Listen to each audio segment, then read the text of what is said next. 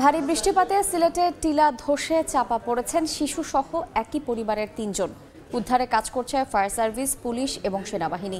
বিস্তারিত জানাতে নগরীর চামেলিবাগে আছেন রিপোর্টার ইকরামুল কবির। সরাসরি যাচ্ছি তার কাছে। আমি এই মুহূর্তে আছি সিলেট সিটি কর্পোরেশনের ৩৫ নম্বর ওয়ার্ডের চামেলিবাগের ২ নম্বর সড়কে।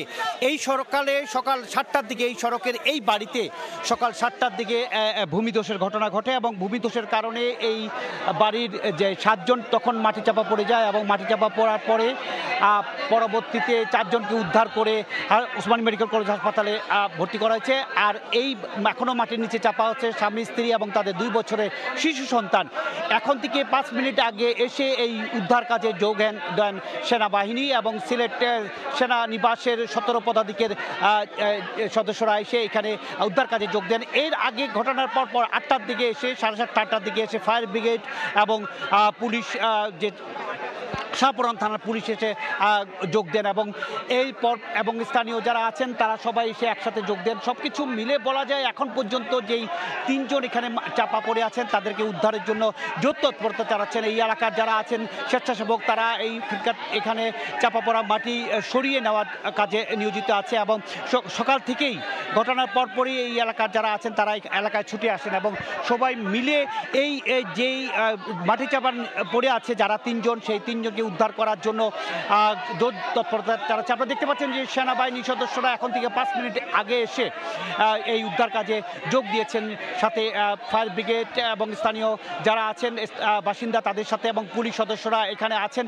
সব কিছু মিলে এলাকার যারা গণ্যমান্য ব্যক্তি আছেন, প্রশাসনের বিভিন্ন কর্তা ব্যক্তিরা আছেন, সবাই এসে এবং সেনাবাহিনীর ঊর্ধ্বতন কর্মকর্তারা এসে এই উদ্ধার কাজ চালাচ্ছেন। এবং বলে রাখা প্রয়োজন যে যেই ৩ জন এখন পর্যন্ত মাটি চাপা পড়ে আছেন তাদের উপর যে পাহাড়টি এসে পড়ে সেই পাহাড়টি কিন্তু অনেক দূর থেকে এসে এই বাড়ির উপরে পড়ে। এইটি খাদিম চা বাগানের, আমি যতটুকু সম্ভব জেনেছি, খাদিম চা বাগানের পশ্চিম দিকের একটি অংশ এবং এই পাহাড়ের পাদদেশে বেশ কয়েকটি বাড়ি রয়েছে। আমরা দেখেছি যে প্রায় ৮-১০টি বাড়ি এই পাহাড়ের পাদদেশে রয়েছে এবং